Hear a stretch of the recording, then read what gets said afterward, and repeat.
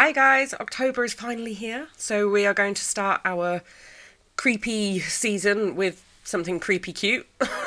It's not really creepy. It's a witch's house, so it's kind of creepy. I just went, aired towards creepy cute. So yeah, I just made this beautiful little witchy cottage using a shot glass and some polymer clay. So, sit back and enjoy.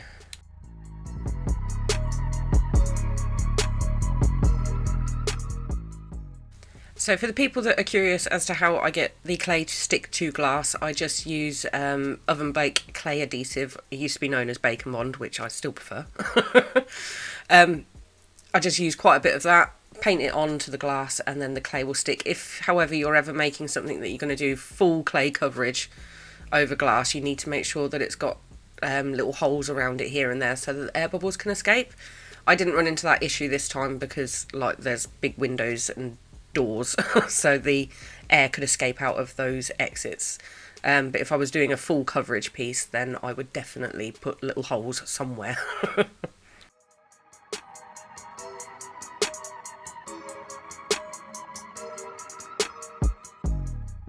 After I added my little front door bit, I popped it into the oven to just do like a first bake, just so that I didn't smash the heck out of it when I was creating everything else, because to add detail to the door would have been extraordinarily flimsy. So yeah, I decided to do a pre-bake, and then I could continue to sculpt on top of that. It would have been impossible otherwise.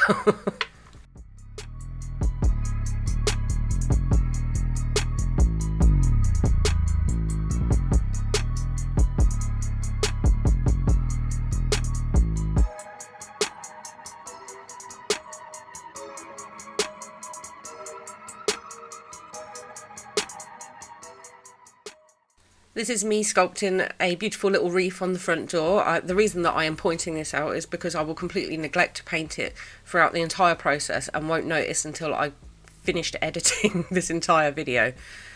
So yeah, it will forever haunt me now that I did not paint that tiny little reef. So I'm sorry if you spot it in the comments. There's no need. I spotted it myself and I hate myself for it.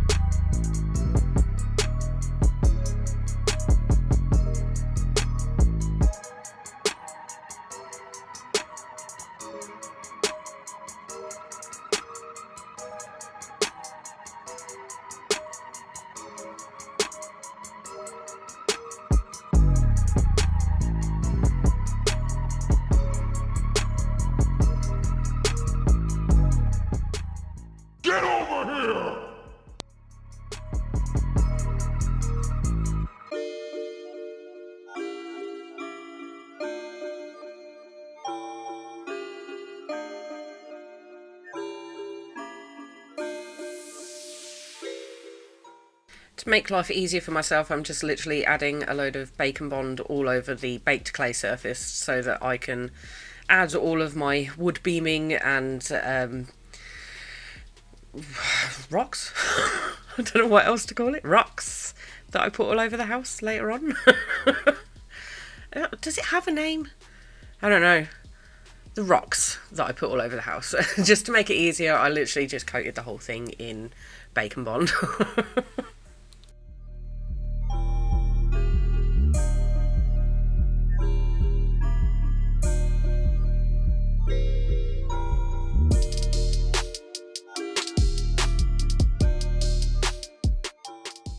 2,000 years later.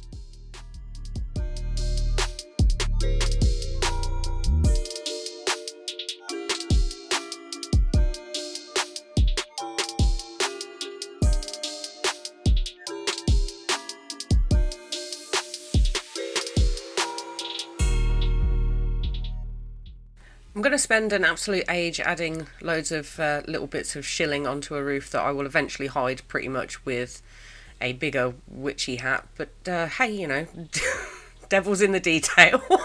I know it's there. You also know it's there because you can see me doing it. So, yeah. It's completely pointless, but I know it's there.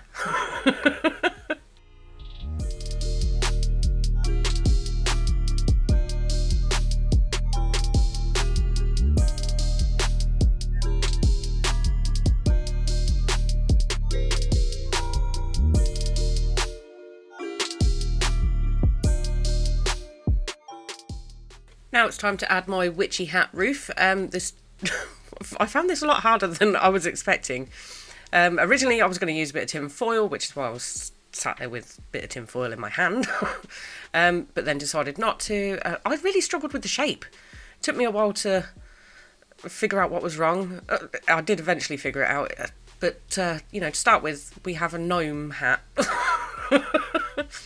that I eventually figure out needs something around the bottom to make it more look like a witch's hat, but I don't put enough clay to make it look like a witch's hat, so then it's a weird gnome hat until I add more clay at the bottom and then it looks like a witch's hat. So, it was just a trust the process thing.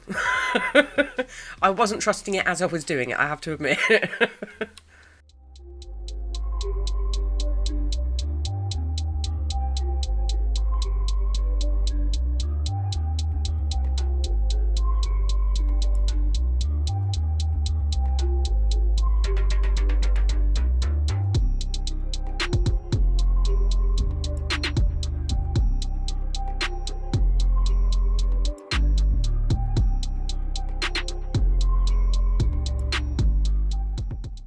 To make the witchy hat roof look more like a witchy hat roof rather than an upside down flower, I just added a load of snakes of clay to make creases and folds of where I think they would be on a hat. Although looking at that right now, it kind of looks like Oogie Boogie from Nightmare Before Christmas. Didn't even notice that I did that. I wasn't trying to make Oogie Boogie, I'm trying to make a hat. So, yeah, just add loads of, wrinkly bits to make it look more like fabric.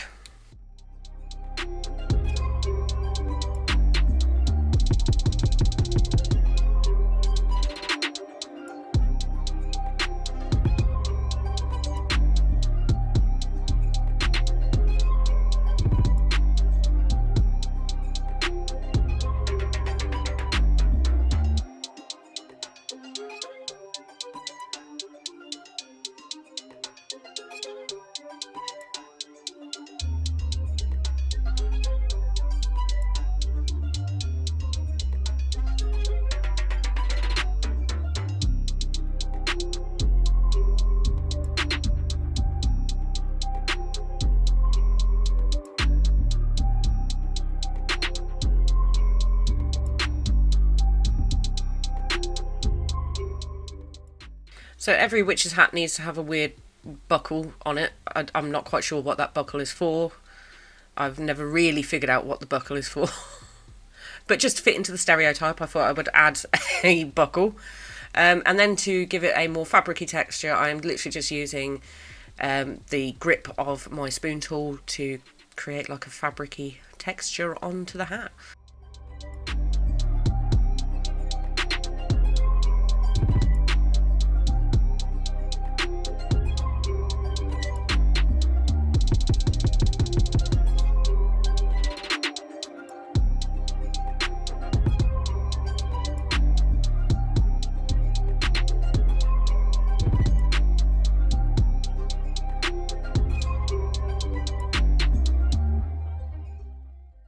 So I wanted to make a few little, witchy accessories to go on the outside of the house. I decided upon a cauldron and what else did I make? A pumpkin. I completely forgot what I made. The cauldron was actually quite difficult for me to sculpt. I really struggled to make it look like a cauldron. But yeah, I got there in the end. And there's the pumpkin that I made. I'm so well prepared. I'm glad you all sit here and watch this with me because, it's a surprise to me as well because I completely forget what I make.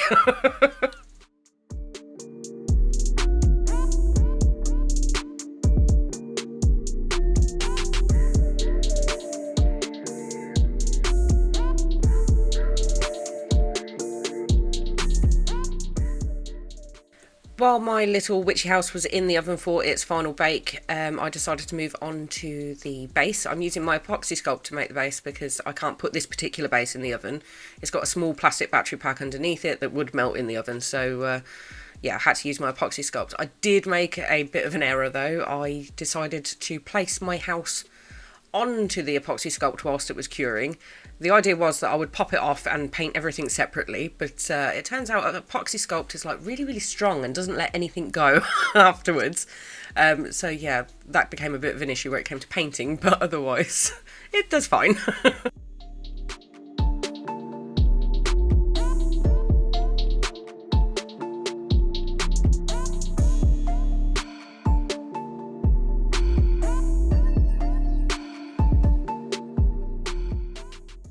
So I thought I'd play a little game with you guys. Anyone with a keen eye might have noticed that I popped in earlier on in this video a key to the rune symbols that I am currently writing on here. I would love to see if any of you guys could translate this using the key that was provided somewhere hidden in this video.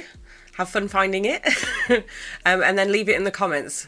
Anyone that gets it right between this video and my next video, I will put your name up in my next video with a little congratulations.